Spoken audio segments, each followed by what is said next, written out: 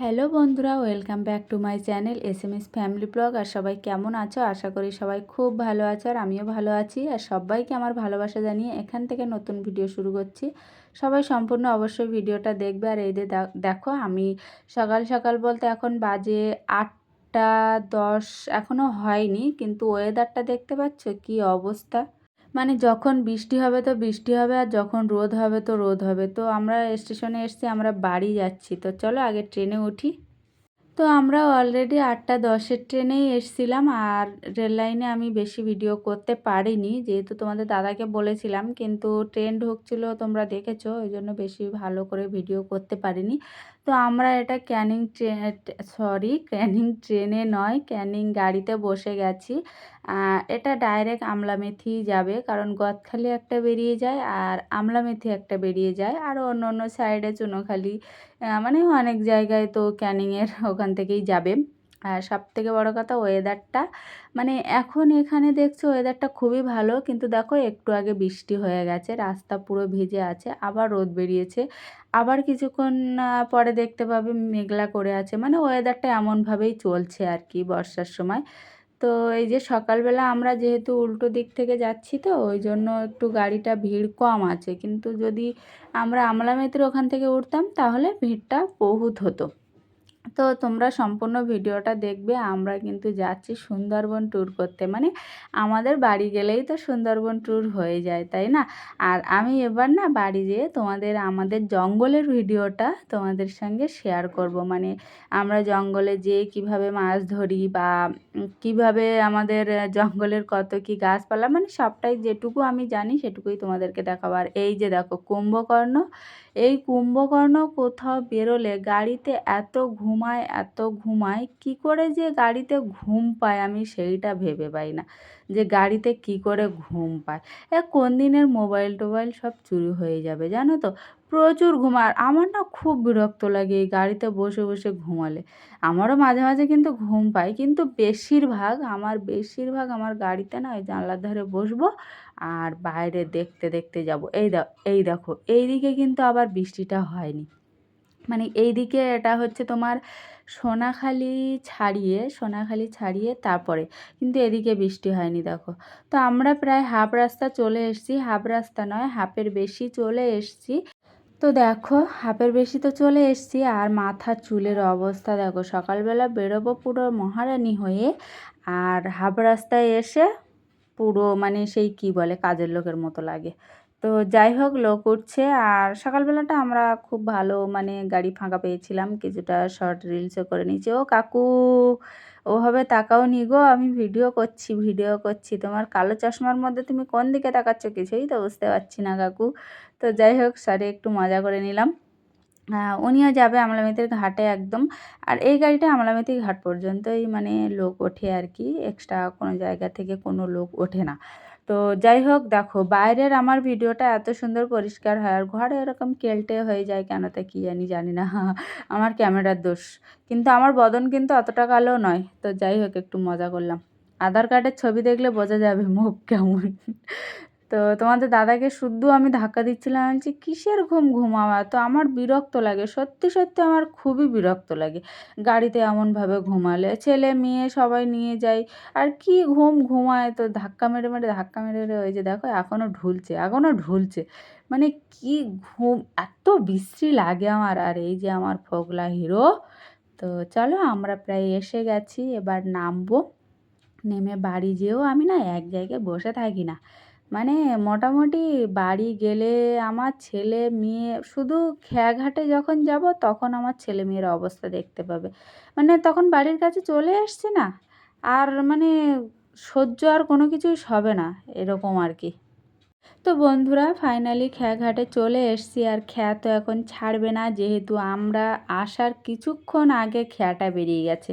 এইবার নাও আধা ঘন্টা এখানে বসে থাকো, কারণ এ তো টাইমে ছাড়বে না। আমরা এখন বাজে প্রায় 10টা 10:30 মতো, কিন্তু খেয়াটা বেরিয়ে গেছে, কিচ্ছু করার নেই। আর তোমাদের দাদা দেখো আমরা খাচ্ছে, আর আমি এই হাওয়ায় বসে গেছি। আমি বলি কতক্ষণ দাঁড়িয়ে থাকবো। আর এখানে এসে সবাই বসে, যখন ভিড় হয় তখন এখানে এখানে এসে লোক বসে, আর খেয়া তো ছাড়তে লেটই হবে। আর এই যে দেখো ওয়েদারটা, সুন্দরবন তো সুন্দরবন, কিচ্ছু বলার নেই, কিচ্ছু বলার নেই।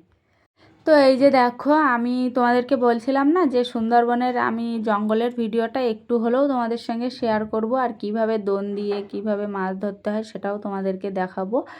আর বোট হলে তো ভালো হতো, নৌকো হলে ভালো হতো। আর হাওয়া দিচ্ছে দেখো, নদীর ধারে হাওয়া দিচ্ছে, আর তোমাদের দাদা আমরা খাচ্ছে, আর আমি না ওই যে ছোলা, মানে সেদ্ধ ছোলা কাঁচা ছোলা একসঙ্গে যে লবণ তারপরে পেঁয়াজ শসা দিয়ে মাখিয়ে দেয় না, ওইটা খাচ্ছিলাম। কিন্তু খেতে খেতে এত ঝাল লেগে গেছে, এত ঝাল লেগে গেছে সহ্য করার বাইরে। মেয়েকে বললাম তুই যা দোকান থেকে আমার জল আন। তো ওই যে দেখো ঠান্ডা জল আনতে গেছে, কিন্তু একটা স্প্রাইট নিয়ে গন্ডগোল হচ্ছিল। ছেলের হাতে যে স্প্রাইটটা দেখতে পাচ্ছ ওইটা মেয়েরও লাগবে, এরকম আর কি। দুজন ভাগ ভাগ করে কিন্তু আলাদা আলাদা খাবার নিয়েছে, কিন্তু তাতেও হবে না। ছেলে যেটা নিয়েছে মেয়েকে দিতে হবে, আর মেয়ে যেটা নেবে ছেলেকে দিতে হবে। তো আমি বললাম জলটা আগে দে, আমার দম বেরিয়ে যাচ্ছে, কারণ আমি বুঝতে পারিনি। এমনি আমি কিন্তু ঝাল প্রচুর খাই, তার জন্য কিন্তু তোমাদের দাদা আমাকে গালাগালি করে, কারণ পেট জ্বালা করবে। কিন্তু আমার এত ঝালটা লেগে গেছে এত পরিমাণে, ধারণা করার বাইরে। আর ঠান্ডা জলটা দেওয়ার সাথে সাথে উফ, কি আরাম, কি আরাম। তো আমি 1 বোতল জল তো প্রায় আমিই খেয়ে নিলাম। তো মেয়েকে বলছিলাম চল সময় হয়ে গেছে, এবার চল খেয়াতে উঠি। তো চলো বন্ধুরা আগে খেয়াতে উঠি, উঠে তারপরে আবার কথা বলছি। তো বন্ধুরা এই যে দেখো ওয়েদারটা প্রচুর রোদ, ক্যামেরায় ওরকমই লাগছে ক্যামেরায়, কিন্তু কিছু করার নেই। আর আমি যখন ভিডিওটা এডিট করছি না তখন না বৃষ্টি এসছে, মানে হঠাৎ হঠাৎ বৃষ্টি এসছে। আর আমি তো ছেলে মেয়েকে টিউশন দিয়ে তারপরে ভিডিও এডিট করি, যেহেতু 6টার পর থেকে 6:30 7টা থেকে আমি ভিডিও এডিট করতে বসি। কিন্তু আমাদের এখানে না বৃষ্টি এসছে, এবার বৃষ্টির আওয়াজ তো জানো, আর ওই জন্য আমার না কমেন্ট বক্স অফ করে দেয়। মানে ইউটিউব কোম্পানি না খুব রেগে যাচ্ছি কিন্তু আমি। তো যাই হোক, আমার কমেন্ট বক্স অফ করে দেয়, যেহেতু বাইরের আওয়াজটা পায়, তো ওই জন্য কিছু করার নেই, কপিরাইট যেন না দেয় এটাই অনেক। আর আমি চেষ্টা করি সবসময় নিজের ভয়েসে দেওয়ার, কারণ কপিরাইটের ভয় আমার প্রচুর। আর এর জন্য আমার হেল্প করেছে আমার বোন। তোমরা সবাই জানো যে me and my twin baby. তো আমার বোন আমাকে অনেক কিছু ফোনে বলে দেয়, মেসেজে বলে দেয় এটা করবি না ওটা করবি না, সেই থেকেই আমি সব কিছু মানে চেষ্টা করছি শিখে নেওয়ার। কারণ ও আমার যখনই যা কিছু অসুবিধা হয় আমি ওর কাছ থেকেই শিখে নিই, কারণ ওই আমার সব কিছু বলে দেয় আর কি। তো ও এখন একটু অসুস্থ আছে সেটা ও বলেছে, আর আমিও মেসেজ করেছিলাম, কিন্তু আমার ফোনে মানে ওই নেট ব্যালেন্সটা মেরেছি, এমনি ব্যালেন্সটা মারা হয়নি, ওই জন্য ওকে আমি ফোন করতে পারছি না, মেসেজে জেনে নিয়েছি। আর শরীর থাকলে তো এমনি খারাপ হবে, আর এখন যা ওয়েদার প্রচুর শরীর খারাপ হচ্ছে।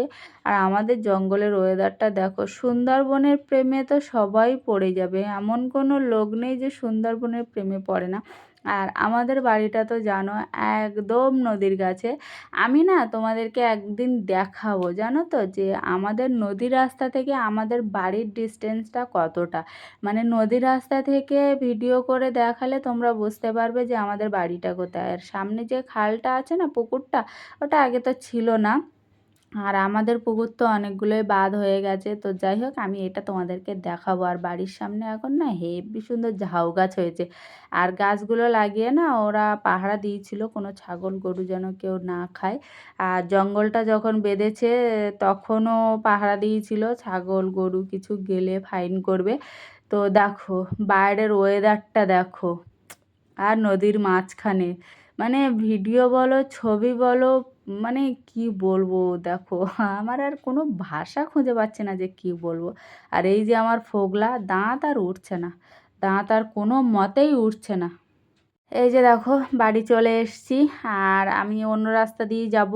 অন্য রাস্তা বলতে আমার কাকিমার বাড়ির উপর দিয়ে যাব, কারণ আমাদের ওই পিছনের রাস্তাটা না জল হয়ে গেছে, হাঁটু সমান জল ছিল, যেহেতু খাল ছিল তো খালটা ডুবে গেছে। ওই যে ওপাশে ওই যে খালটা, ওখান থেকে আবার ব্যাক করলাম, কারণ জল আমি পার হতে পারবো না, আর আমার যে জুতো পরা পুরো মানে তার জীবন নষ্ট হয়ে যাবে। তো আমি লাস্টে কাকিমাদের বাড়ির ওপর দিয়ে যাব। কাকিমা ওখানে ঘাটে আছে, ওই যে কথা বলছিলাম। তো কাকিমা বলছে আমাদের বাড়ির উপর দিয়ে যাও, ওখান থেকে তুমি যেতে পারবে না। আর কাকিমারা সবাই জানে যে আমি ভিডিও করি, ওই জন্য কাকিমা আর কিছু বলে না। কাকিমা ওখানে ঠাকুরের বাসন ধুয়েছিল, আমি দেখাইনি তোমাদেরকে। আমি ভেবেছিলাম ক্যামেরায় দেখা যাবে, কিন্তু লাস্টে দেখলাম যে দেখা যায়নি। তো যাই হোক এই যে রান্নাঘর দিয়ে বেরিয়ে চলে যাচ্ছি, এই যে আর আমাদের ময়না রানী ওনার একটা রিপোর্ট হয়েছে, উনি শুয়ে আছে মনে হয়, না কি শরীর অসুস্থ বলল, ও রিপোর্ট করতে যাবে, রিপোর্ট করতে যাবে। আমাদের এখানে ওয়েল কিনেই আসবে, কিন্তু এখন ঘরে ঘুমাচ্ছে, ওই জন্য ওকে ডাকলাম না, ও একটু বাদে আবার চলে আসবে। মানে খুব পিছনে লাগি, ওর খুব পিছনে লাগি। তো চলো, আমি বাড়ি তো চলে এসেছি, আগে বাড়ি ঢুকি, তারপরে তোমাদের সঙ্গে আবার দেখা হবে, ঠিক আছে? চলো আপাতত একটুখানি রাখি। এই যে দেখো বন্ধুরা, ক্যানিং থেকে আসার সময় এই কাগজটা নিয়ে এসেছিলাম, মানে ব্যানারটা। আর এই বেড কভারটা তোমরা জানো আমার এখানে ছিল, গড়িয়াতেই ছিল। কিন্তু বেড কভারটা নিয়ে আসার কারণ কি, যে বেড কভারটা খুবই ছোট, আমার গড়িয়ায় যে খাটটা, ও খাটে কভার হচ্ছে না। আর আমি বলি না বারবার যে বেড কভার, আমার সুতির বেড কভার যদি ছিঁড়ে বেরিয়েও যায় তাতেও শুয়ে আরাম আছে। তো আমি ভাবলাম বাড়ির খাটটা তো ছোট, ওই জন্য বাড়ির খাটের জন্য ওই বেড কভারটা নিয়ে যায়। আর এইটা পাতার একটাই কারণ, কারণ আমাদের নোনা মাটি তো প্রচুর কাদা ওঠে, ওই জন্য খাটের ভিতরের দিকটা অতটা দিইনি, সামনের পোর্শনটা দিয়ে দিয়েছি যাতে বেশি কাদা বালি না ওঠে, ওই জন্য। তো বন্ধুরা দেখো, শাড়ি আর খোলার সময় পাইনি, ঘরের ওই বেনারটা পেতে, খাট টাট পরিষ্কার করে বেড কভার পেতে, দেখতেই পেয়েছো। আর এই যে শাশুড়িমা বলল যে, শাশুড়িমা রান্না করছে, নতুন রান্নাঘরে রান্না করছে, তো বলল যে একটা কুমড়োর ডাঁটা এনে দাও, যেহেতু ঝিঙা রান্না করছি, ঝিঙার সঙ্গে দেবো। তো আমাকে বলল যে তুমি তুলে এনে আমাকে একটু কেটে দাও, কারণ আমরা যখন বাড়ি এসছি না তখন 11টা বাজে, কারণ আমরা 8:10-এর ট্রেনে এসছি। 8টা থেকে 9টা 10টা 11টার মধ্যে আমরা চলে এসেছি। আর এপারে তো আমার ভাসুরের গাড়ি টাড়ি থাকে, আমরা ডাইরেক্ট সাতেরকোনার গাড়ি নিয়ে চলে আসি, ওই জন্য 11টার মধ্যে চলে এসেছি। এবার শাশুড়ি মা সবে রান্না বসিয়েছে, আমাকে বলছে তুমি একটা ডাঁটা তুলে এনে দাও, আমি রান্না করব। তা আমি আবার তুলে কেটে কুটে দিলাম। আর এই যে দেখো, এই শাড়ি পরে কচু বাগানে ঢুকেছি, শাড়ির আর জাত থাকবে, আমার মা দেখলে বলবে তুই কী করিস বাড়ি যেয়ে বাগদি। আমার মা আমাকে বলে বাগদি। তো যাই হোক, বলবে না কেন, এই যে শাড়ি পরে এই কচু বাগানে আসলে, একেতে ওই গোলাপি কালারের শাড়ি, একবার কচুর দাগ লেগে গেলে কি হবে বুঝতে পারছো? মানে দেখার মতো থাকবে না আর। আমার মা বলবে তোর আর কিছুই দেবো না, তুই জিনিসপত্র গুছিয়ে রাখতে পারিস না, আমাকে এরকমই বলবে। কিন্তু আমি ভেবেছিলাম যে খাট ঘর গুছিয়ে আমি একবারে যখন গা ধুতে যাব শাড়িটা ওইভাবে খুলে দেবো, দিয়ে ধুয়ে একটু জল কাচা করে মেলে দেবো। আর এদিকে দেখো, পেয়ারা গাছে পেয়ারা হয়েছে, কিন্তু এই পেয়ারা গাছটা না আমার মামার বাড়ির জাত, মানে এই পেয়ারা গাছে জাতগুলো এত বড় বড় হয়, একটা একটা পেয়ারায় 1 কেজি ওজনের হতো, পাক্কায় 1 কেজি ওজনের। কিন্তু সেই পেয়ারা দেখো মাটি গুনে হয়, প্রথম বছর হয়েছিল এত বড় বড় পেয়ারা, সবার নজর লেগে গেছে। যাই হোক, তো এখন হয় এরকম, এর থেকে একটু বড় হয়, আর হয় না। আর কিছুটা বেশিরভাগ পেয়ারা ওই ভিতরে না পোকা ধরে যায়।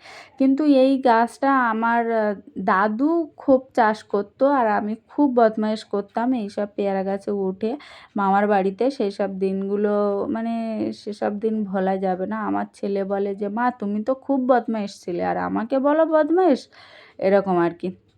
তো চলো, শাক তোলা হয়ে গেছে, এবার খাওয়া দাওয়ার পালা, রান্নাটা হোক। তো এদিকে দেখো, শাশুড়ি মা, ছেলে, মেয়ে, ওর বাবা, আমার শ্বশুর আব্বা সবাই খেতে বসে গেছে, আমি খাবো না। আর তোমাদের একটা কথা বলি, আমার শাশুড়ি মা না ওইভাবেই বসে, কারণ ওনার একটু পায়ের ডিস্টার্ব আছে, মানে ওই যে হাঁটুর মালা দেখতে পাচ্ছ না, উনি, মানে আমি যে ভিডিও করছি উনি ওটা বুঝতে পারে না, কিন্তু আমি করছি বোঝে, কিন্তু কিছু বলে না এখন, যেহেতু আমার তো আর কিছুদিন পরে সেই তো সামনাসামনি ভিডিও করতেই হতো। তো এখন জানাটাই ভালো, লুকিয়ে চুরিয়ে কোনো দিন কোনো কিছু হয় না, যেটা আমি বিশ্বাস করি। আর আমি এখানে কলা খাচ্ছি, আমার শাশুড়িমা বললো যে ভাত খেয়ে নাও, আমি বললাম আমি ভাত এখন খাবো না। ওই জন্য দেখলাম যে একছড়া কলা পেকে আছে, সৌরি কলা, তো আমি ভাবলাম এটাকেই সাবার করে দিই। তো যাই হোক, ওটাকেই খাচ্ছিলাম, তো এক হাতে ক্যামেরা ধরা আর এক হাতে এই কলা খাচ্ছি, তো বাঁদরের মতো দেখো খোসা কীভাবে ছাড়িয়ে খাচ্ছি। তো আমার শাশুড়ি মা ওভাবেই বসে, যেটা আমি বলছিলাম, ওনার হাঁটুর মালার প্রবলেম হচ্ছে ইদানিং, আর পড়ে গেছিলো সেখান থেকে। তো যাই হোক, ওরা খাওয়া দাওয়া করে নিচ্ছে, আর আমি এদিকে দেখো বসে বসে কলা খাচ্ছি। আর আমাকে বলছে যে এখনও পর্যন্ত শাড়ি খুললে না, আমি বলছি একবারে গা ধুয়ে তারপরে খুলবো, কারণ জল কাচা করেও এটা মেলে দেবো।